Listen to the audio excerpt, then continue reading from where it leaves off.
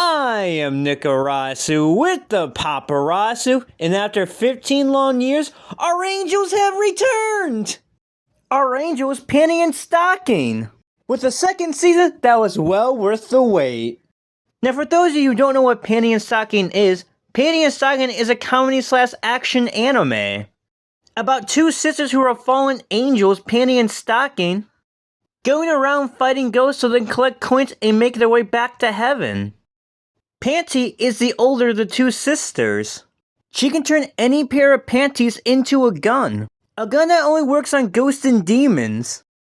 Instead of fighting ghosts and demons, she would much rather spend time with men doing a certain activity that she really enjoys. And she also has toys for that. Stocking is the little sister. She can turn any pair of stockings into a sword. Rather than fight ghosts and demons, she would much rather just spend her time eating sweets. But she does take the missions more seriously than Panty does. So if you haven't watched the series, I recommend you check it out. I mean, that is if you're an adult, since this is an adult show. So I'm not going to try to be a bad influence here now. Anyways, in this video, I'll be going over the things I really enjoyed from this season, as well as go over some things that I didn't like from the season.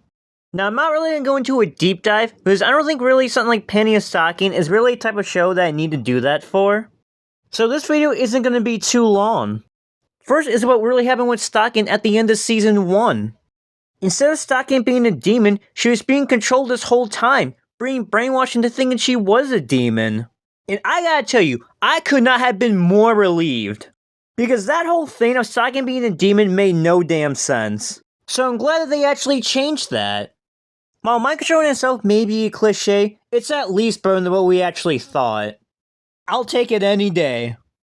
Instead of Panty fighting Stocking to free her from the mind control, they have their typical bitchy fight.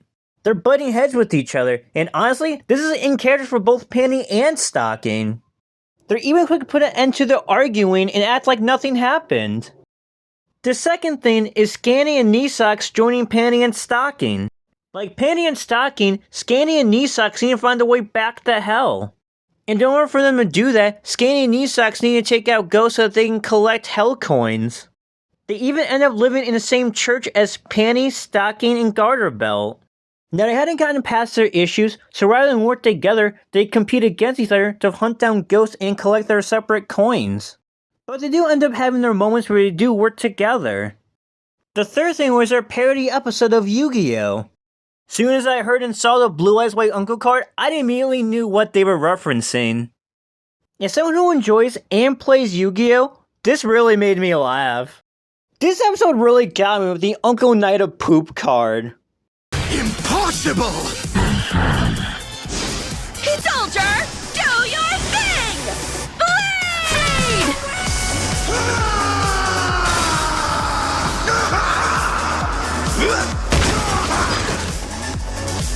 You defeated Blue Eyes White Uncle! Amazing job, Panty! You are a true duelist! I don't believe it. I lost to Uncle Knight of Poop, a card practically an extension of myself. The fourth thing I like is how there's an episode where they get really funny, it's all comedic, but then they immediately get dark right after. The opening scene had me cracking up, but then they immediately shift into the darkest thing I've ever seen in this show.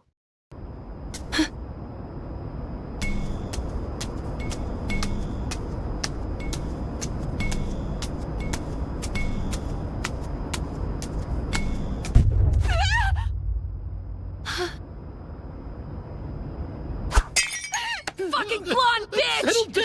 Fuck you and your whore addiction, you stupid asshole! It's because your pussy's so damn loose, you fucking brunette bitch! Fuck you, whore! I hope your gonorrhea gets chlamydia!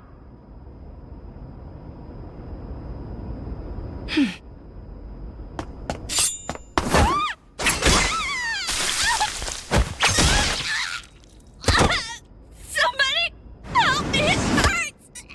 Please help for the love of God!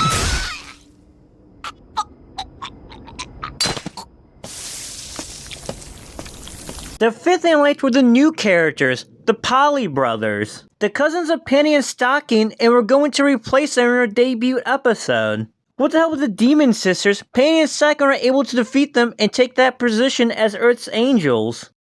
The Poly Brothers even have a great song. A song that would best describe, well, me. Divine, divine, divine. Divine, divine, divine. Divine, divine, divine.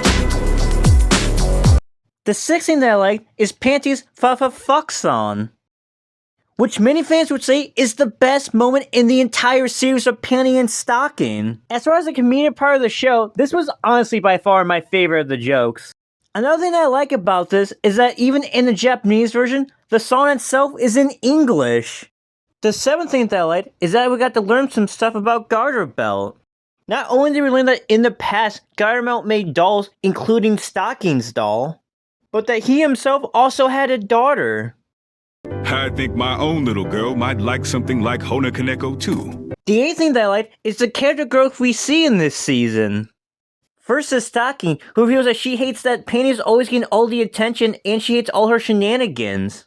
All because she's the little sister. But despite all that, she still loves spending time and being spoiled by Panty. Scanty, knowing how Stocking feels, encourages Stocking to go with Panty by the end of the episode, even if Stocking can't say what she wants due to her nature. Then there's the episode where Panty goes through character growth, where she's met with and being loved by his demon cat. But because of her nature and the fact that Vibe is a ghost, she sees Vibe as nothing more than just heavenly coins that she can gain. Just like with almost everything else, Panty didn't care about Vibe in the slightest. Panty then tries to fatten up Vibe to make him bigger, thinking that if she takes him out when he's bigger, she'll get more heaven coins. But as she's carrying out her plan, she grows attached to Vibe. And when she has her chance to take him out, Panty chooses not to because she's grown attached to Vibe. She had grown to care for and love Vibe. Panty no longer saw Vibe as a ghost to make money off of. In fact, Vibe became more apparent to Panty than her getting back to heaven. When Panty's told that Vibe is missing, she immediately panics and goes looking for him. Panty finds Vibe vanishing and she panics as she rushes to him. Garter Belt explains that Vibe's time is up because he was finally able to feel affection and love from Panty. Vibe.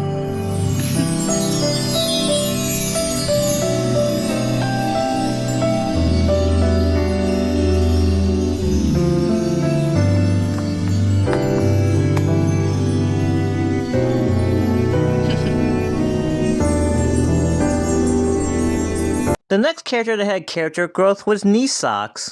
She's all sad and insecure because her big sister Scanty isn't around to celebrate her birthday with her, like she usually does, and she even promised, back when they were younger.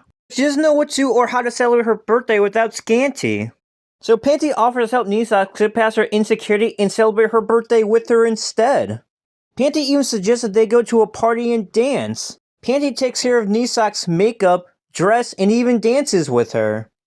By the end of the episode, with the impact that Panty had on Nisocks, she got past her insecurities and developed a bit of a rebellious side as she refused to tell Scanty how she got her makeup and dress. Also, she can have an individual identity that's not solely based around Scanty.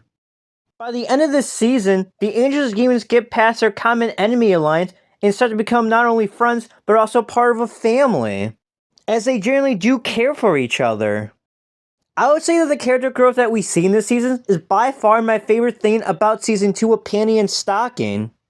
Now, I know it's a comedy-focused series, but I still like character growth, character development, and character arcs and stuff like that.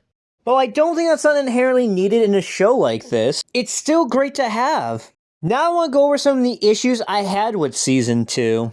Aside from changing how she feels about Panty and Stocking, Scanty doesn't really have anything going for her. She didn't really have any character work or character growth, while the others did.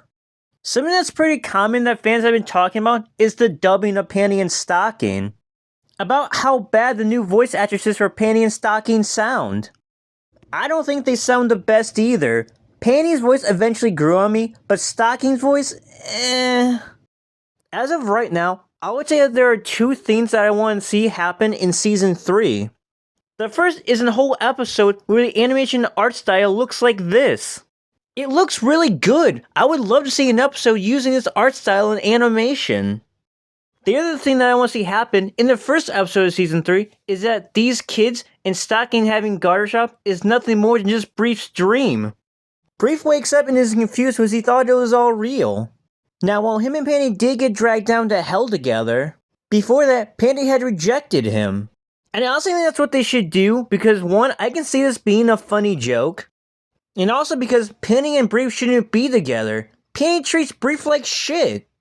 Now, don't get me wrong, I still love Panty and all, but I can't see the two having a relationship because of how Panty treats Brief. Now, that about wraps everything up.